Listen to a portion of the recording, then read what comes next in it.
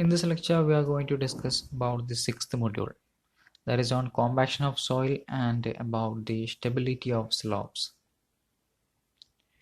In the sixth module, we divided the entire lecture into four. On the first lecture, we are going to discuss about the introduction to compaction of soil and about the compaction test. And in the second lecture, we are going to discuss about the factors affecting compaction and compaction control. And in the third lecture, we give just an introduction about the stability of slopes. And the fourth lecture, we have to discuss about the slope stability analysis. Different methods are there. Okay. Now in the first lecture, we have to discuss about an introduction to compaction of soil and about the compaction test. Compaction of soil. Compaction of soil means it is the densification of soil by removal of air by mechanical means. ഒരു സോയിലിൽ mechanical load അല്ലെങ്കിൽ dynamic load കൊടുത്തിട്ടുണ്ടെങ്കിൽ ആ load കാരണം soil ഡെൻസിഫിക്കേഷൻ ചെയ്യും, ഡെൻസാവും. ഇങ്ങനെ സോയിലിനെ ഡെൻസിഫിക്കേഷൻ ചെയ്യുന്ന പ്രോസസ്സാണ് compaction of soil എന്ന് പറയുന്നത്. ആ പ്രോസസ്സിൽ സംഭവിക്കുന്നത് ആ സോയിലിനകത്തുള്ള എയർ റിമൂവ് ചെയ്തിട്ട് പാർട്ടിക്കിൾസ് എല്ലാം അടുത്തേക്ക് വരുന്ന പ്രോസസ്സാണ് കോമ്പാക്ഷൻ ഓഫ് സോയിൽ എന്ന് പറയുന്നത്. So it is by the rearrangement of soil particle into a closed state by the expulsion of air. For example, ഇവിടെ ഒരു സോയിൽ ബ്ലോക്ക്, ഒരു സോയിൽ പീസ് ഉണ്ടെന്ന് കൺസിഡർ ചെയ്യാം. അതിൽ ഈ റൗണ്ടിൽ കാണിച്ചിരിക്കുന്ന സോയിൽ സോളിഡ്, സോയിൽ ഗ്രെയിൻസ് ആണ്. അതിൻ്റെ വോയിഡ്സിനകത്ത് it is filled with air ഉണ്ട്. അപ്പം ഇങ്ങനെ ഒരു സോയിലിനകത്ത് if you are applying a dynamic load, ഇതിൻ്റെ ഇനീഷ്യൽ തിക്നെസ് കാണിച്ചുള്ള ഇനീഷ്യൽ തിക്നെസ് എത്രയുണ്ട്, ഒരു ഡൈനാമിക് ലോഡ് നിങ്ങൾ ഇതിൽ അപ്ലൈ ചെയ്യുക വിചാരിക്കാം. ഇതിലൊരു ഡൈനാമിക് ലോഡ് കൊടുത്തിട്ടുണ്ടെങ്കിൽ ആ ലോഡ് കാരണം ഇതിനകത്ത് ഉണ്ടാകുന്ന എയർ എക്സ്പെലായി പോകും. ഇതിനകത്ത് വോയിഡ്സിലുള്ള എയർ രണ്ട് സൈഡിലേക്കൊക്കെ എക്സ്പെലായിട്ട് പോകും. എയർ എക്സ്പെലായിട്ട് പോയിട്ടുണ്ടെങ്കിൽ പാർട്ടിക്കിൾസ് എല്ലാം വളരെ അടുത്തേക്ക് റീഅറേഞ്ച് ചെയ്ത് നിൽക്കും. ഇങ്ങനെ പാർട്ടിക്കിൾസ് റീഅറേഞ്ച് ചെയ്ത് നിന്നിട്ടുണ്ടെങ്കിൽ അതിൻ്റെ ഇനിഷ്യൽ തിക്നെസ്സിൽ നിന്ന് തിക്നെസ് മാറി ഒരു ഫൈനൽ തിക്നെസ് കുറയും. സോയിലിൻ്റെ തിക്നെസ് ഒരുപാട് കുറയും. സോ ഇവിടെ കംപ്രഷൻ ഓഫ് സോയിൽ അല്ലെങ്കിൽ തിക്നെസ് കുറഞ്ഞു സോയിൽ ഒരു ഡെൻസ് സ്റ്റേറ്റിലേക്ക് പോകും. ഈ ഒരു പ്രോസസ്സാണ് കോമ്പാക്ഷൻ ഓഫ് സോയിൽ. ഇപ്പോൾ കോമ്പാക്ഷൻ ഓഫ് സോയിൽ എന്ന് പറഞ്ഞിട്ടുണ്ടെങ്കിൽ നമ്മളൊരു ഡൈനാമിക് ലോഡിങ് കൊടുത്തിട്ടുണ്ടെങ്കിൽ സോയിലിനകത്ത് വോയിഡിൽ ഉണ്ടാകുന്ന എയർ പുറത്തേക്ക് റിമൂവ് ആയിട്ട് ആ സ്ഥാനത്തേക്ക് പാർട്ടിക്കിൾസ് റീഅറേഞ്ച് ചെയ്ത് ഒരു ക്ലോസസ്റ്റ് സ്റ്റേറ്റ് അച്ചീവ് ചെയ്യാം. ഇങ്ങനെ സോയിലിൻ്റെ ഡെൻസിറ്റി കൂടുന്ന ഈ ഒരു പ്രോസസ്സിനെയാണ് കോമ്പാക്ഷൻ ഓഫ് സോയിൽ എന്ന് പറയുന്നത്. Now, ഈ കോമ്പാക്ഷൻ പ്രോസസ്സിൽ if we are adding some amount of water, it increase the effect of compaction. Water add ചെയ്താൽ അത് കോമ്പാക്ഷൻ പ്രോസസ്സ് ഇൻക്രീസ് ചെയ്യുക ചെയ്യാം. കാരണം water molecule act as A softening agent അല്ലെങ്കിൽ ഒരു ലൂബ്രിക്കേറ്റിംഗ് ഏജൻ്റ് ആയിട്ടാണ് വാട്ടർ പാർട്ടിക്കിൾസ് അവിടെ ആക്ട് ചെയ്യുക. ഒരു പാർട്ടിക്കിൾസിൻ്റെ മേലെ വാട്ടർ പാർട്ടിക്കിൾ ഉണ്ടെങ്കിൽ അതിൻ്റെ മേലുണ്ടാവുന്ന സോയിൽ പാർട്ടിക്കിൾ ഈ വാട്ടർ പാർട്ടിക്കിൾ ഉള്ളത് കൊണ്ട് ഒരു ലൂബ്രിക്കേറ്റിംഗ് ആക്ഷൻ കാരണം രണ്ട് സൈഡിലേക്ക് സ്ലൈഡ് ചെയ്ത് വീഴാനുള്ള ചാൻസ് ഉണ്ട്. അങ്ങനെ സ്ലൈഡ് ചെയ്ത് എല്ലാ പാർട്ടിക്കിൾസും അടുത്തേക്ക് ഇങ്ങനെ വരും. അങ്ങനെ റീഅറേഞ്ച് ചെയ്തിട്ടാണ് ഒരു ഡെൻസസ്റ്റ് സ്റ്റേറ്റ് സോയിലിനെ അച്ചീവ് ചെയ്യാൻ കഴിയുന്നത്. അപ്പോൾ പാർട്ടിക്കിൾസ് സ്ലിപ്പ് ചെയ്യുകയാണ് ചെയ്യുക. ഒന്നിൻ്റെ മേലെ ഇങ്ങനെ സ്ലിപ്പ് ചെയ്ത് ഒരു ഡെൻസ്ലി പാക്ക്ഡ് പൊസിഷൻ അറ്റൈൻ ചെയ്യും. അപ്പോൾ നിങ്ങൾ വെള്ളം ആഡ് ചെയ്യുന്നതിനനുസരിച്ച് ഒരു സോയിലേക്ക് വെള്ളം ആഡ് ചെയ്തുകൊണ്ടിരുന്നാൽ അതിൻ്റെ ഡെൻസിറ്റി കോമ്പാക്ട് ചെയ്യുന്നതിനനുസരിച്ച് ഡെൻസിറ്റി കൂടിക്കൊണ്ടേയിരിക്കും. പക്ഷേ വെള്ളം ഒരുപാട് ആഡ് ചെയ്താൽ ഡെൻസിറ്റി കുറയാണ് ചെയ്യുക. Beyond a certain limit increase in moisture content tends to reduce the dry unit weight അല്ലെങ്കിൽ ഡെൻസിറ്റി കുറയും. അപ്പോൾ നമുക്ക് വെള്ളം കോമ്പാക്ഷൻ ചെയ്യുന്ന സമയത്ത് വാട്ടർ ആഡ് ചെയ്യുന്നത് നല്ലതാണ്. ഒരുപാട് വെള്ളം ഇങ്ങനെ ആഡ് ചെയ്തിട്ടുണ്ടെങ്കിൽ ഡെൻസിറ്റി ഇങ്ങനെ കൂടിക്കൊണ്ടേയിരിക്കും. പക്ഷേ ഒരു ലിമിറ്റ് കഴിഞ്ഞാൽ പിന്നെ നിങ്ങൾ വെള്ളം ആഡ് ചെയ്താൽ ഡെൻസിറ്റി കുറയാണ് ചെയ്യുക. So there is a limit for adding amount of water.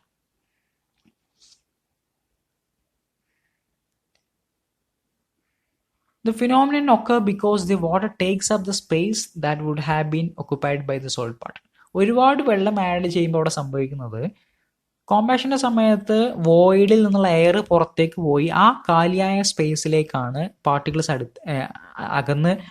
അടുത്തടുത്ത് വന്ന് അറേഞ്ച് ചെയ്ത് നിൽക്കുന്നത്. പക്ഷെ നിങ്ങൾ ഒരുപാട് വെള്ളം ആഡ് ചെയ്താൽ ആ വോയിഡ് സ്പേസിനകത്ത് വെള്ളം കയറി നിൽക്കും. വെള്ളം കയറി നിന്നാൽ പിന്നെ പാർട്ടിക്കിൾസിന് അടുത്തേക്ക് വരാൻ പറ്റില്ല. അപ്പോൾ ഡെൻസിറ്റി കുറയുക ചെയ്യും. പാർട്ടിക്കിൾസ് എല്ലാം അകന്ന് നിൽക്കും, ആ ഗ്യാപ്പിലെല്ലാം വോയിഡ്സിൽ വാട്ടർ ഫില്ലായി നിൽക്കും. അപ്പോൾ അതിൻ്റെ ഡെൻസിറ്റി കുറയാണ് ചെയ്യുക. ഇതാണ് വാട്ടർ ഒരുപാട് ആഡ് ചെയ്താൽ അതിലൂടെ സംഭവിക്കുന്നത്. അപ്പോൾ സാധാരണയായിട്ട് കുറച്ച് വെള്ളം ആഡ് ചെയ്താൽ ഡെൻസിറ്റി കൂടിയും ഒരുപാട് ആഡ് ചെയ്തിട്ടുണ്ടെങ്കിൽ ഡെൻസിറ്റി കുറയും. അപ്പോൾ the moisture content at which the maximum dry density wait is attained is generally referred as optimum moisture content. അപ്പോൾ ഇങ്ങനെ വെള്ളം ആഡ് ചെയ്യുന്നതിന് ഒരു ലിമിറ്റ് ഉണ്ടെന്ന് പറഞ്ഞാൽ ലിമിറ്റിലായിരിക്കും മാക്സിമം ഡെൻസിറ്റി കിട്ടുക. അതിൻ്റെ താഴോട്ടും മേലേക്കും ഡെൻസിറ്റി കുറവായിരിക്കും. അങ്ങനെയുള്ള ഒരു വാട്ടർ കണ്ടന്റിനെയാണ് അല്ലെങ്കിൽ മോയ്സ്ചർ കണ്ടന്റിനെയാണ് ഒപ്റ്റിമം മോയ്സ്ചർ കണ്ടന്റ് എന്ന് പറയുന്നത്, at which the density is maximum. So if you R plotting A graph between the moisture content and dry density, നിങ്ങളൊരു കോമ്പാഷൻ ചെയ്യുന്ന സോയിലിൽ വെള്ളം ആഡ് ചെയ്യുന്നതിനനുസരിച്ച് അതിൻ്റെ ഡെൻസിറ്റി ഒരു ഗ്രാഫായിട്ട് പ്ലോട്ട് ചെയ്താൽ initially the graph will be high, ഇങ്ങനെ density ഇങ്ങനെ കൂടിക്കൊണ്ടേയിരിക്കും. ഇനിഷ്യലി ഗ്രാഫ് ഇങ്ങനെ കൂടി പോകും and there will be A maximum point. അതിന് ശേഷം പിന്നെ നിങ്ങൾ വാട്ടർ ആഡ് ചെയ്യണം, മോയ്സ്ചർ കണ്ടന്റ് ആഡ് ചെയ്യുകയാണെങ്കിൽ ഡെൻസിറ്റി കുറഞ്ഞുകൊണ്ടിരിക്കും. അപ്പോൾ ആദ്യം ഡെൻസിറ്റി കൂടും, പിന്നെ ഡെൻസിറ്റി കുറേ ചെയ്യും. അപ്പോൾ ഇവിടെ ഒരു maximum point, this is the point of maximum dry density, അതാണ് MDD എന്ന് പറയുന്നത്, മാക്സിമം ഡ്രൈ ഡെൻസിറ്റി. അതിന് കറസ്പോണ്ടിങ് ആയിട്ട് വരുന്ന വാട്ടർ കണ്ടന്റ് ആണ് OMC അല്ലെങ്കിൽ ഒപ്റ്റിമം മോയ്സ്ചർ കണ്ടന്റ് എന്ന് പറയുന്നത്. സോ OMC എന്ന് പറഞ്ഞാൽ it is A water content at which the soil shows the maximum dry density. OMC എന്ന് പറഞ്ഞാൽ ഒപ്റ്റിമം മോയ്സ്ചർ കണ്ടന്റ് ആണ്. MDD എന്ന് പറയുന്നത് it is the maximum dry density. Now, what are the objective of compaction? നമ്മൾ എന്തിനാണ് കോമ്പാഷൻ ചെയ്യുന്നത് എന്നുള്ളതാണ്. The objective of compaction means to increase the strength of soil and to increase the bearing capacity of soil. ഒരു സ്ഥലത്ത് നമ്മളൊരു construction നടത്താൻ അല്ലെങ്കിൽ road ഉണ്ടാക്കാൻ ഉദ്ദേശിക്കുകയാണെങ്കിൽ അവിടെയുള്ള സോയിലിൻ്റെ സ്ട്രെങ്ത് കൂട്ടുക, അതിൻ്റെ കപ്പാസിറ്റി, ബിയറിംഗ് കപ്പാസിറ്റി കൂട്ടുക, അതിന് വേണ്ടിയിട്ടാണ് കോമ്പാഷൻ ചെയ്യുന്നത്. And also to reduce the settlement of soil. ഒരു ലൂസ് സോയിലിൽ ലോഡ് കൊടുത്താൽ അത് പെട്ടെന്ന് ഒരുപാട് സെറ്റിൽ ആവും. പക്ഷേ കോമ്പാക്റ്റഡ് സോയിലാണെങ്കിൽ സെറ്റിൽമെൻറ്റ് കുറവായിരിക്കും. So we can reduce the settlement and also we can reduce the permeability of soil. Loose സോയിലിനകത്ത് വെള്ളം ഒഴിച്ചാൽ അത് പെട്ടെന്ന് താഴോട്ട് പോകും. പക്ഷേ കോമ്പാക്റ്റഡ് സോയിലാണെങ്കിൽ അതിൻ്റെ പെർമബിലിറ്റി കുറവായിരിക്കും. സോ വാട്ടർ താഴോട്ട് അധികം പോവില്ല.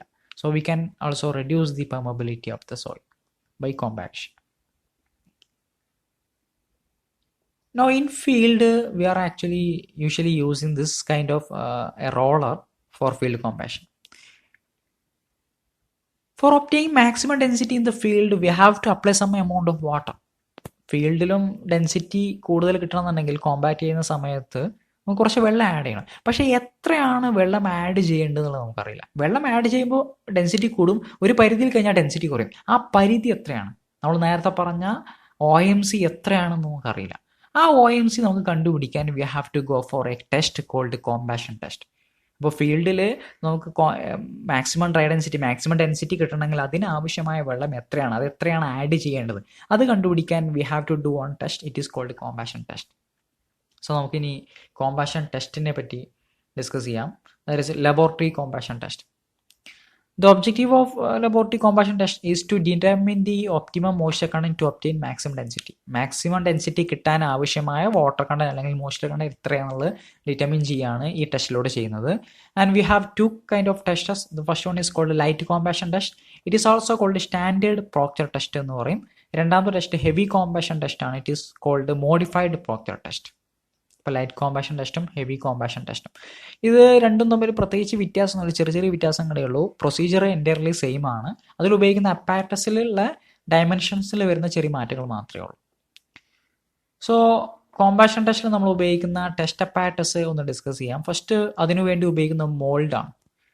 അത് ലൈറ്റ് കോമ്പാഷനിലും ഹെവി കോമ്പാഷനിലും സെയിം മോൾഡാണ് ഉപയോഗിക്കുക. 100 mm ഡയമീറ്റർ വരുന്ന 127.3 mm ഹൈറ്റ് വരുന്ന മോൾഡാണ്. അതിൻ്റെ കപ്പാസിറ്റി 1000 ml കപ്പാസിറ്റിയാണ്. രണ്ടിലും 1000 ml കപ്പാസിറ്റിയാണ് ഉപയോഗിക്കുന്നത്.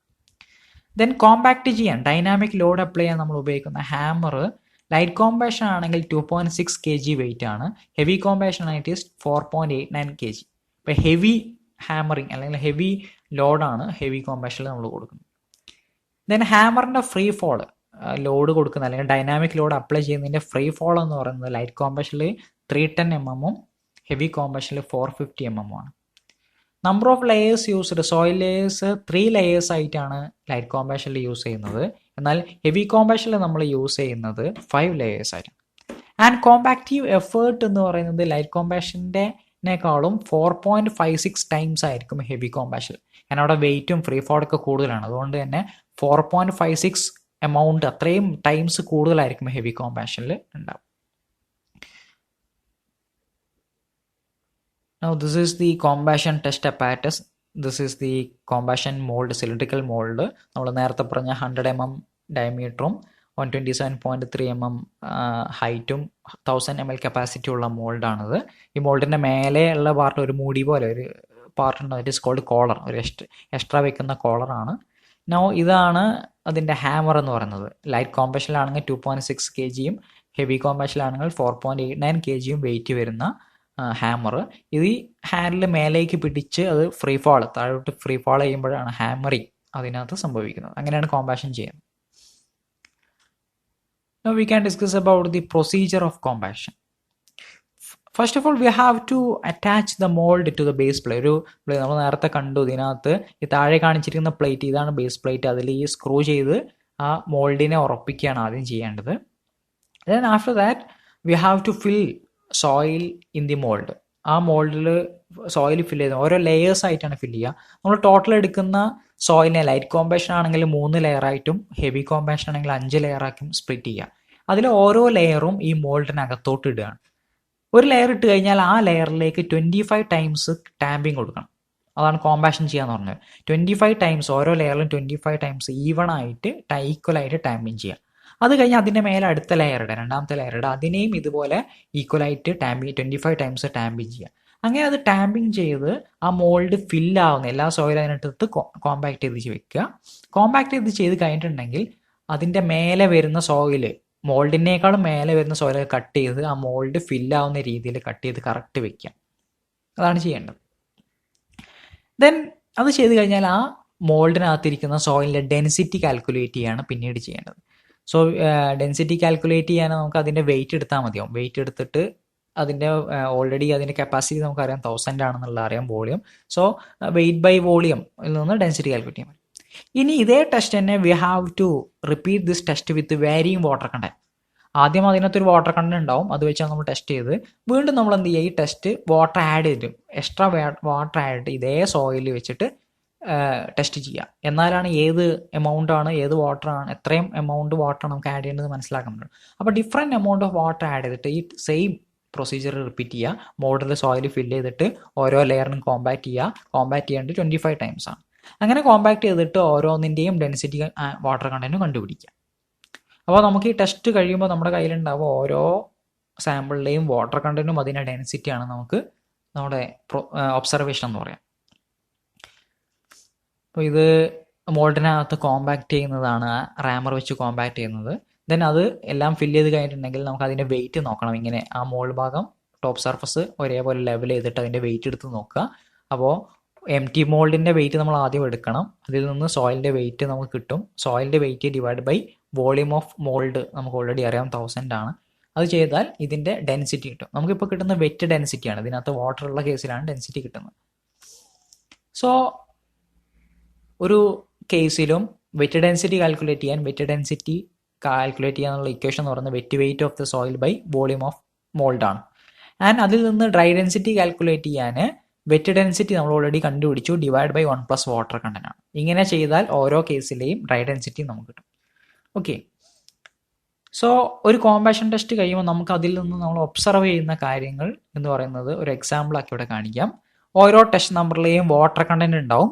ആ വാട്ടർ കണ്ടന്റിന് കറസ്പോണ്ടിങ് ആയ വെറ്റ് ഡെൻസിറ്റി ഉണ്ടാവും. അതിൽ നിന്ന് നമ്മൾ കണ്ടുപിടിച്ച ഡ്രൈ ഡെൻസിറ്റി ഉണ്ടാവും. ഇപ്പോൾ ഇവിടെ ഒരു എക്സാമ്പിൾ കാണിച്ചിട്ടുണ്ട്. Water content 12, 14, 16, 18, 20 and 22 in percentage. And അതിന് കറസ്പോണ്ടിങ് ആയിട്ട് വരുന്ന wet density 1.77 in gram per cc, 1.95, 2.01, 1.97, 1.97, 1.95. And corresponding dry density ഈ വെറ്റ് ഡെൻസിറ്റിയിൽ നിന്ന് കാൽക്കുലേറ്റ് ചെയ്യുന്നതാണ്. Dry density is equal to wet density divide by 1 + water content എന്നുള്ളതാണ്. അങ്ങനെ ചെയ്യുമ്പോൾ you will get dry density 1.58, 1.71, 1.73, 1.67, 1.64 and 1.60 ഇങ്ങനെ കിട്ടും. ഇതൊരു എക്സാമ്പിൾ, ഒരു സാമ്പിൾ ചെയ്തപ്പോൾ ഒരു എക്സാമ്പിളാണ്. അപ്പോൾ ഇങ്ങനെ ഇതാണ് നമ്മുടെ കോമ്പാഷൻ ടെസ്റ്റിൻ്റെ ഒബ്സർവേഷൻ എന്ന് പറഞ്ഞാൽ. ഇനി ഇതിൽ നിന്ന് നമുക്ക് എങ്ങനെയാണ് ഒപ്റ്റിമം മോയ്സ്ചർ കണ്ടന്റ് കണ്ടുപിടിക്കുക എന്നുള്ളതാണ്. അപ്പോൾ അതിന് ചെയ്യേണ്ടത് we have to draw on graph between this dry density and water content. ഒരു പ്ലോട്ട് ചെയ്യുക between dry density and corresponding moisture content. So അത് ഇങ്ങനെ ഒരു ഗ്രാഫാണ് വരിക. വാട്ടർ കണ്ടന്റ് എക്സ് ആക്സിസിലും വൈ ആക്സിസിലെ ഡ്രൈ ഡെൻസിറ്റി. ഇത് സാധാരണ നാച്ചുറൽ ഗ്രാഫാണ്. ഇങ്ങനെ വരയ്ക്കുന്നതിനാണ് we call it as compaction curve. അപ്പോൾ ഇങ്ങനെ ഒരു ഗ്രാഫാണ് നമുക്ക് കിട്ടുക. ആദ്യം ഡെൻസിറ്റി ഇങ്ങനെ കൂടിക്കൊണ്ടിരിക്കും, പിന്നെ അത് കുറയും. സോ ഇതിനകത്ത് വരുന്ന മാക്സിമം ഡെൻസിറ്റി പോയിന്റ് നമുക്ക് നോക്കുക. That is called the maximum dry density MDD.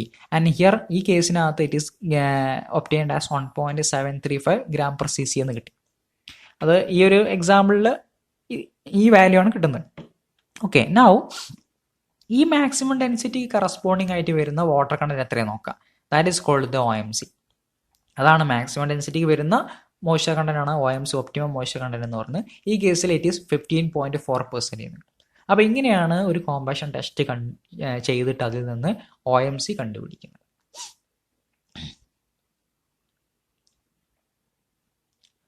Now in this lecture, the first lecture, we are discussed about കോമ്പാഷൻ. എന്താണ് കോമ്പാഷൻ എന്ന് പറഞ്ഞു. ഒരു ഡൈനാമിക് ലോഡ് ഒരു സോയിലിൽ കൊടുക്കുമ്പോൾ അതിനകത്തുണ്ടാവുന്ന എയർ എക്സ്പെൽ ചെയ്തിട്ട് സോയിൽ പാർട്ടിക്കിൾസ് എല്ലാം അടുത്തേക്ക് വന്ന് ഡെൻസിഫൈ ചെയ്യുന്ന ഒരു പ്രോസസ്സാണ് കോമ്പാഷൻ എന്ന് പറയുന്നത്. നൗ കോമ്പാഷൻ്റെ ഒബ്ജക്റ്റീവ്സ് നമ്മൾ ഡിസ്കസ് ചെയ്ത് to improve the strength, to improve the bearing capacity and also to reduce the settlement and to reduce the permeability. ഇതിന് വേണ്ടിയിട്ടാണ് നമ്മൾ കോമ്പാഷൻ ചെയ്യുന്നത്. ആൻഡ് എന്താണ് മാക്സിമം ഡ്രൈ ഡെൻസിറ്റി, എന്താണ് ഒപ്റ്റിമം മോയ്സ്ചർ കണ്ടന്റ് എന്ന് പറഞ്ഞു. ഒപ്റ്റിമം മോയ്സ്ചർ കണ്ടന്റ് OMC എന്ന് പറഞ്ഞാൽ it is the water content at which a soil attains maximum dry density എന്നുള്ളതാണ്. നെക്സ്റ്റ് കോമ്പാഷൻ ടെസ്റ്റ് നമ്മൾ പറഞ്ഞു. അതിനകത്ത് തന്നെ ഹെവി കോമ്പാഷനും ലൈറ്റ് കോമ്പാഷനും അതിനു വേണ്ടി ഉപയോഗിക്കുന്ന അപ്പാരറ്റസും അതിൻ്റെ പ്രൊസീജിയറും നമ്മൾ പറഞ്ഞു. ദെൻ എങ്ങനെയാണ് കോമ്പാഷൻ കർവ് വരയ്ക്കുക, അതിൽ നിന്ന് എങ്ങനെയാണ് മാക്സിമം ഡ്രൈ ഡെൻസിറ്റിയും ഒപ്റ്റിമം മോയ്സ്ചർ കണ്ടന്റും കണ്ടുപിടിക്കുക എന്ന് പറഞ്ഞു. ഇത്രയും കാര്യങ്ങളാണ് നമ്മൾ ഈ ലെക്ചറിനകത്ത് ഡിസ്കസ് ചെയ്തത്. Now in the coming lecture we have to discuss about the factors affecting combustion and about combustion control. എങ്ങനെയാണ് ഒരു ഫീൽഡിൽ കോമ്പാഷൻ കൺട്രോൾ ചെയ്യുന്നത് എന്നുള്ള കാര്യങ്ങളാണ് നമുക്ക് ഇനി അടുത്ത ലെക്ചറിനകത്ത് ഡിസ്കസ് ചെയ്യാം. Okay, thank you.